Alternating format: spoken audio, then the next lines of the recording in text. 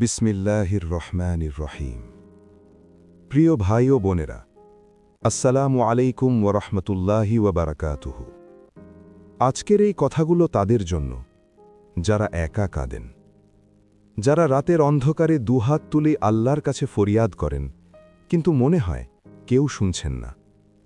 যারা মনে করেন দুনিয়ার প্রতিটি দরজা তাদের মুখের ওপর বন্ধ হয়ে গেছে।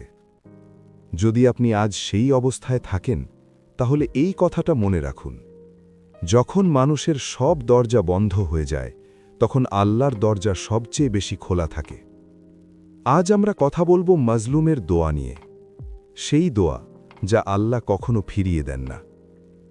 মাজলুম এই আরবি শব্দটির মূলে আছে জুলুম, অর্থাৎ অন্যায়, অত্যাচার। মাজলুম হলেন সেই মানুষ যার ওপর অন্যায় করা হয়েছে, যাকে দাবিয়ে রাখা হয়েছে, যার অধিকার কেড়ে নেওয়া হয়েছে। কিন্তু মাজলুম মানেই শুধু যুদ্ধের ময়দানে নির্যাতিত কেউ নন। মাজলুম হতে পারেন সেই স্ত্রী যার ওপর তার স্বামী প্রতিনিয়ত অবিচার করছেন, সেই সন্তান যার পিতামাতা তাকে বোঝেন না, সেই কর্মচারী যার ওপর তার বস অন্যায় করছেন, সেই ব্যক্তি যাকে সমাজ প্রত্যাখ্যান করেছে, সেই মানুষ যার বিরুদ্ধে মিথ্যা অভিযোগ আনা হয়েছে। আপনি কি এদের কেউ? তাহলে মনে রাখুন, আপনার কষ্ট আল্লাহর কাছে লুকিয়ে নেই। ইন্নাল্লাহা লা ইয়াখফা আলাইহি শাইউন ফিল আরদি ওয়ালা ফিস সামাই। নিশ্চয়ই আল্লাহর কাছে আসমান ও জমিনের কোনো কিছুই গোপন নেই। সূরা আলে ইমরান ৫। নবী করিম সাল্লাল্লাহু আলাইহি ওয়াসাল্লাম মজলুমের দোয়া সম্পর্কে এত জোরালো ভাষায় সতর্ক করেছেন যে শুনলে বুকটা কেঁপে ওঠে। ইত্তাকি দাওয়াতাল মাজলুমি ফাইন্নাহু লাইসা বাইনাহা ওয়া বাইনাল্লাহি হিজাবুন। মজলুমের দোয়াকে ভয় করো, কারণ তার ও আল্লাহর মাঝে কোনো পর্দা নেই। বুখারী ও মুসলিম। ভাবুন একবার, কোনো পর্দা নেই মানে সরাসরি সংযোগ, কোনো মাধ্যম নেই, কোনো বাধা নেই। মজলুমের চোখের জল সরাসরি আরশে পৌঁছায়। কিন্তু কেন? এর কারণ হল মজলুম একটি বিশেষ অবস্থায় থাকেন।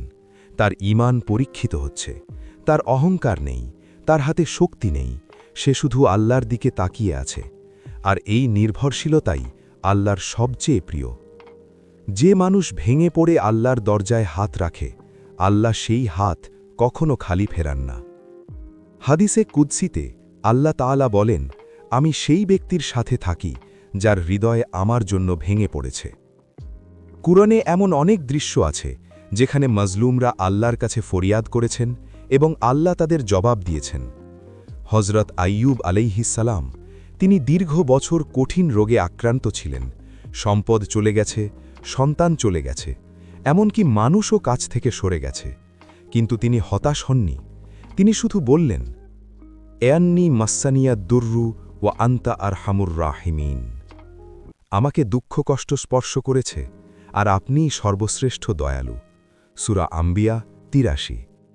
এই দোয়ায় কোনো দাবি নেই, কোনো শর্ত নেই, শুধু নিজের অবস্থা জানানো এবং আল্লাহর রহমতের উপর ভরসা রাখা। আর আল্লাহ জবাব দিলেন, ফাস্তাজাবনা লাহু ফাকাশাফনা মা বিহি মিন দুররিন। তখন আমি তার ডাকে সাড়া দিলাম এবং তার দুঃখ কষ্ট দূর করে দিলাম। সূরা আম্বিয়া ৮৪। হজরত ইউনুস আলাইহিসসালাম, তিমির পেটের অন্ধকারে, সমুদ্রের গভীরে, যেখান থেকে বের হওয়ার কোনো মানবিক পথ নেই, সেখানেও তিনি আল্লাহকে ডাকলেন, লা ইলাহা ইল্লা আন্তা সুবহানাকা ইন্নী কুনতু মিনাজ জালিমিন। আপনি ছাড়া কোনো ইলাহ নেই, আপনি পবিত্র, নিশ্চয়ই আমি অন্যায়কারীদের অন্তর্ভুক্ত ছিলাম। সূরা আম্বিয়া ৮৭। আর আল্লাহ তাকে উদ্ধার করলেন, একটি তিমির পেট থেকেও বের হওয়ার পথ তৈরি করে দিলেন তিনি। যখন মানুষের সব হিসাব শেষ হয়ে যায়, তখন আল্লাহর হিসাব শুরু হয়। Plus plus. অনেক সময় আমরা দোয়া করি, কিন্তু সঙ্গে সঙ্গে জবাব পাই না। তখন মন হতাশ হয়ে পড়ে, মনে হয় আমার দোয়া হয়তো কবুল হচ্ছে না। কিন্তু আল্লাহ বলছেন, ইন্নাল্লাহা মা'আস সাবিরিন। নিশ্চয়ই আল্লাহ ধৈর্যশীলদের সাথে আছেন। সূরা বাকারা ১৫৩। মনে রাখবেন, আল্লাহর পক্ষ থেকে জবাব ৩টি উপায়ে আসতে পারে। হয় তিনি সেই জিনিসটি দিয়ে দেন, অথবা তার বদলে আরও ভালো কিছু দেন, অথবা আখেরাতের জন্য সঞ্চয় করে রাখেন। নবী সাল্লাল্লাহু আলাইহি ওয়াসাল্লাম বলেছেন, কেয়ামতের দিন মানুষ যখন দেখবে তার দোয়ার বিনিময়ে আল্লাহ কত পুরস্কার জমা রেখেছেন, তখন সে আশা করবে, আহা, দুনিয়ায় কোনো দোয়াই যদি কবুল না হতো। বিলম্বিত উত্তর মানে প্রত্যাখ্যান নয়, বরং আল্লাহর পক্ষ থেকে আরও বড় কিছুর প্রস্তুতি। সবরের মানে হাল ছেড়ে দেওয়া নয়, সবরের মানে হল বিশ্বাস রাখা যে আল্লাহ জানেন, আল্লাহ দেখছেন, আল্লাহ সময় মতো করবেন। প্লাস প্লাস মজলুম হিসেবে আপনি কিভাবে দোয়া করবেন তার কিছু আদব রয়েছে। প্রথম, একনিষ্ঠতার সাথে দোয়া করুন। শুধু আল্লাহর দিকে মনোযোগ দিন, দোয়ার সময় দুনিয়ার কথা ভুলে যান। দ্বিতীয়, নিজের পাপ স্বীকার করুন। যেমন আইয়ুব আলাইহিসসালাম বললেন, আপনিই রহমানুর রাহিম। ইউনুস আলাইহিসসালাম বললেন, আমি ভুল করেছি। তেমনি আপনিও আল্লাহর সামনে নিজেকে ছোট করুন।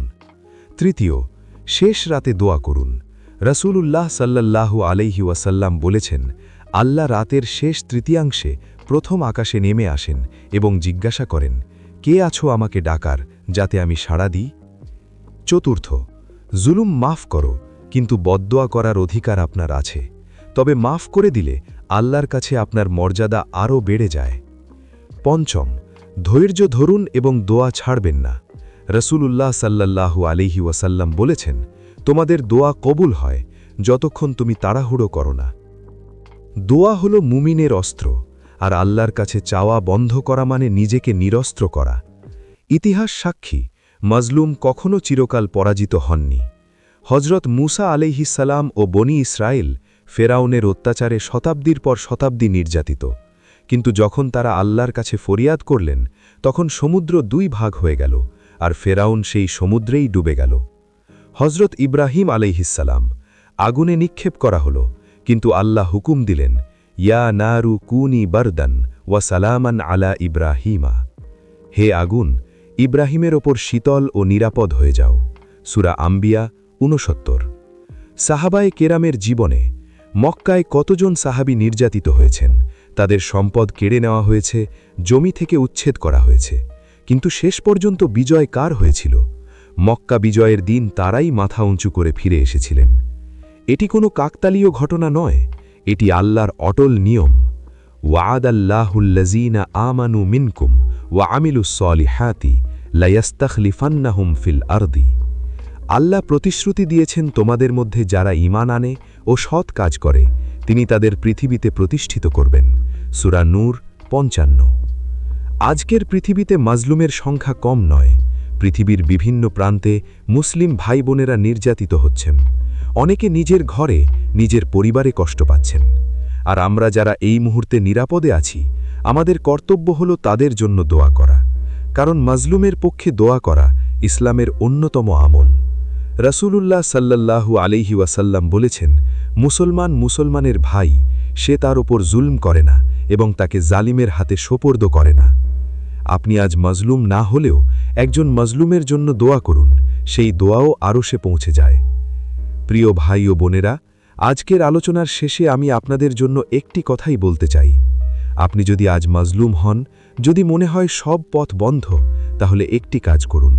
আজ রাতে সবাই ঘুমিয়ে পড়লে একা একা সিজদায় যান, মাটিতে কপাল রাখুন, চোখের জল ফেলুন, আর বলুন, ইয়া হাইয়ু ইয়া কাইয়ুমু বিরহমাতিকা আস্তাগীসু। হে চিরজীবিত, হে চিরপ্রতিষ্ঠিত, আমি আপনার রহমতের মাধ্যমে সাহায্য প্রার্থনা করছি। এই দোয়া নবী সাল্লাল্লাহু আলাইহি ওয়াসাল্লাম নিজে কঠিন সময়ে পড়তেন। আপনিও পড়ুন। মনে রাখবেন, আল্লাহ বলেছেন, ফাইন্না মাআল উসরি ইউসরান, ইন্না মাআল উসরি ইউসরান। নিশ্চয়ই কষ্টের সাথেই স্বস্তি আছে, নিশ্চয়ই কষ্টের সাথেই স্বস্তি আছে। সূরা ইনশিরাহ ৫-৬। আল্লাহ এই কথা দুবার বললেন। একটি কষ্টের বিপরীতে দুটো স্বস্তি। আপনার পথ একদিন অবশ্যই খুলবে। দুনিয়ার দরজা বন্ধ হলেও আল্লাহর দরজা সবসময় খোলা।